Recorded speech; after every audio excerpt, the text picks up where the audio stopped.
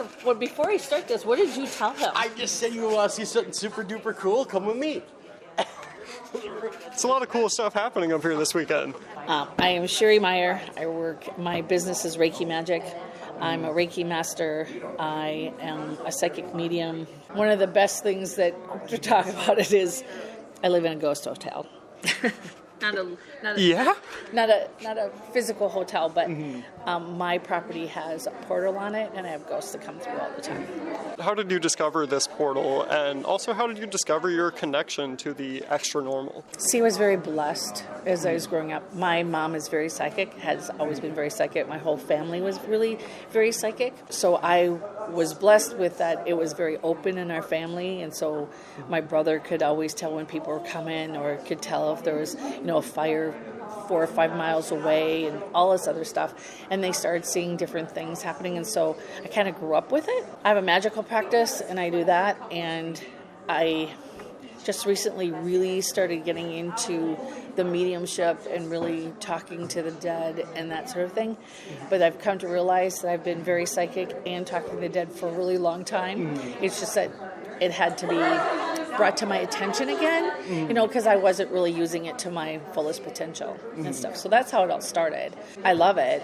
I'm not afraid of it anymore. I used to be a lot afraid of it when I was younger. It was kind of spooky. Yeah. I started to get in a little bit on the paranormal side of it. I've never done any investigations. I love you paranormal peeps, but you're not my bag, so I'm not going to not going to be doing any investigations. I'm the type of person that cleanses people, like bless them before they go in, cleanse them when they come back out, help heal the property, help heal the land, that sort of thing. Because that's being a Reiki master. That's just part of my natural healing type stuff that goes with it. What effects do you think it can have on someone to live in a place that isn't cleansed of maybe a remnant of what happened there before? I'm just going to take this as an example. So let's say you're getting a new house. Yeah. And in the new house, either somebody passed away in the house, or there was an awful breakup, or whatever. There's a lot of negative energies that are sitting around, and that's where I come from with everything. This is all energy work. Doesn't matter what it is: mediumship, tarot card readings, paranormal. Everything is all energy, and so you really want to get rid of that negative energy before you move in. And you can do that in several ways: of saging your house, cleansing it with incense and that sort of thing, and then it really does make a difference. I know people think that I'm crazy, but it does make a difference. If you walk into a place that has this stagnant, really kind of creepy feeling, and then you cleanse it, it's so much brighter. It actually looks brighter when you walk in, and people feel better because there's more positive energy and stuff that's in there. Yeah. I call it a negative energy removal kit. Kind of tells you how to go through it, and like how to cleanse your house, how to do it. But I also give them 4 selenite crystals and 4 black tourmaline crystals to put in the 4 corners of the house, keep it protected. And then you use black sea salt on the outside of the house to create a perimeter around the house to keep things from coming in. Like creating a container of sorts. Kind of. It's kind of like Dracula. They can't come in unless they're invited. I have a black tourmaline at the house. Yeah. So it's all good. You said you've been connected since your youth.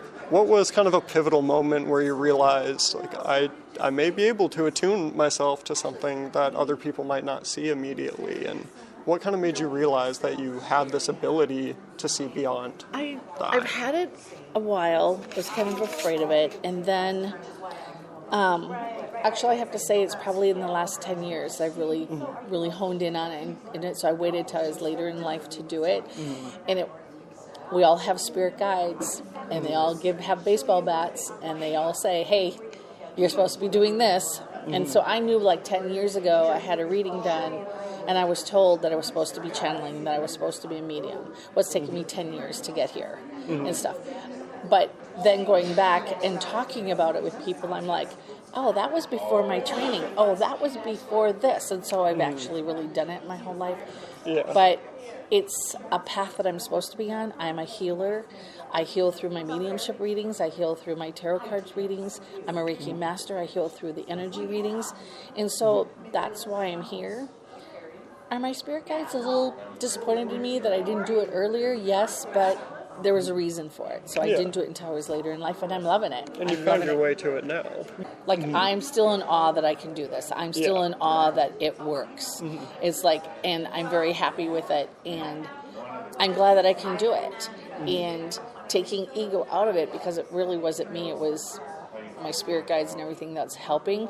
And I love it when I get somebody who I have a reading or I've done a cleansing for, and they go, that was spot on, or my house feels amazing. And I'm like, thank you. I'm glad that really helped you. And then in the back of my mind, I'm like going, it really worked. But no, it's just, I don't want everyone to lose that. I don't want to lose the awe of me being able to do this. Yeah. So, but it's fun. I love it. One of the things we were speaking about with a few people at the Bigfoot conference was the kind of validation that comes with educating people on the topic and bringing in new people to a field that you're passionate about. For them, it's cryptids. For you, it's more spiritual. Have you encountered a lot of people that maybe didn't believe or didn't understand the impact of energy? And have you seen anyone kind of learn to accept what's really there? That was a long question, I know. It was a long question. So, first of all, I've actually been very blessed about not coming across very many people who have been real skeptics. My husband has, when he's been in our Renaissance tent without me and stuff, but I have not. I have not come across that. Normally, in the environment that I'm in, and we do a lot of Renaissance festivals, so we're at a lot of different shows, our tent is very, very positive.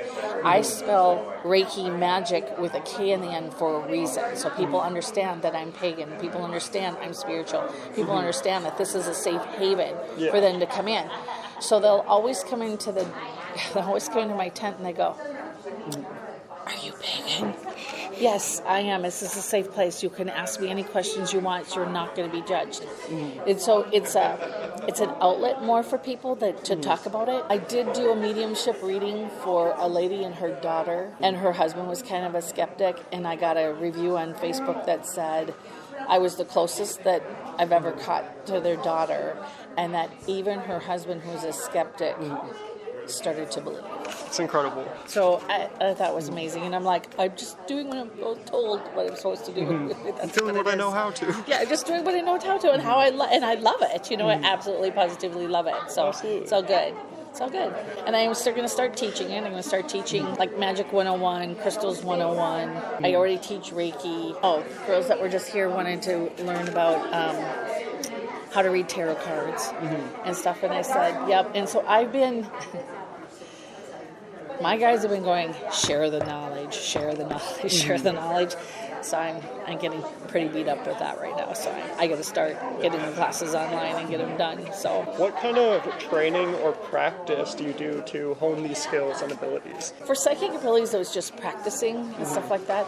And everybody thinks this about themselves. Like, my whole family is psychic, but I always thought my one brother and my other sister was better being psychic than I am. And so I just went, I'm a psychic, but I'm not that good. It's fine. I can do tarot cards, blah, blah, blah. I spend a lot of time in I have a sacred space, and I spent a lot of times in there just sitting and chatting and talking, and you just have to kind of trust and believe what's coming into your mind. So, yeah. It's practice. You've talked a good deal about family. These abilities, do you think they are passed down generally through generations? Oh, I believe they're passed down through generations. But I also believe that everybody has the talent. Everybody has the ability to be psychic. Everybody has the ability to be a medium. I know my great-grandmother had abilities. I know my grandmother had abilities. I know my mom had abilities.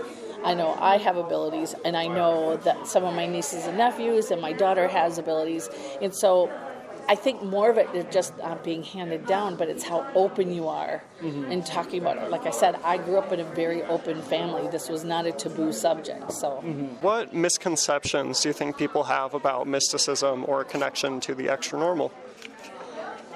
That it's evil, and it's not. I'm going to try to put this as delicately as possible, but I'm not sure I can. It's our religions that put the kibosh on it. So I am not a firm believer in organized religions. And Wicca, which is a very witchy religion, but it's organized. And I don't think that people can really learn who they are and stuff if you're under such this stringent structure. You know, I had a grandfather that was very, very religious, and he really thought I was going to hell, and I told him I wasn't.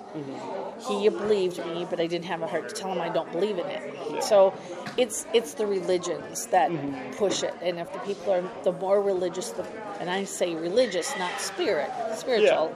The more religious they are, those are the people that are normally attacking you and thinking that it's evil and that sort of thing. Speaking more to the organization of a group rather than the beliefs of people in that group. Because everybody has their own spirituality, and their spirituality can be based on their religion.